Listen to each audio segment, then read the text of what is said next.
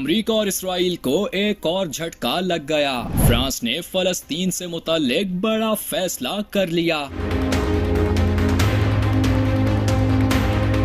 America की support भी काम न आई, दुनिया इसराइल के खिलाफ होने लगी। फ्रांस ने भी फलस्तीन के हवाले से बड़ा ऐलान कर दिया। मैक्रोन ने जनरल असेंबली इजलास में अपने फैसले से दुनिया को आगाह करने का इशारा दे दिया।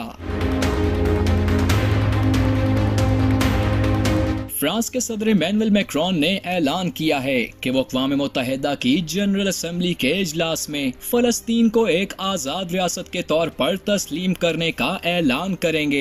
इन्होंने कहा कि ये कदम फलस्तीन और इसराइल के दरमियान अमन के क़याम के लिए एक अहम पेशरफ्त होगी। फ्रांस 24 न्यूज के मुताबिक ये ऐलान इस वक्त किया गया है जब गजा में कहत और इंसानी बहरान के बायस आलमी सतह पर गम और गुस्सा बढ़ रहा है। मैक्रोन ने एक पैगाम में कहा, आज सबसे जरूरी बात यह है कि गजा में जारी जंग खत्म हो और आम शहरियों की जान बचाई जाए। इन्होंने कहा कि वो ये फैसला सितंबर में अक़वाम मुत्तहिदा की जनरल असेंबली में बाज़ाब्ता तौर पर पेश करेंगे।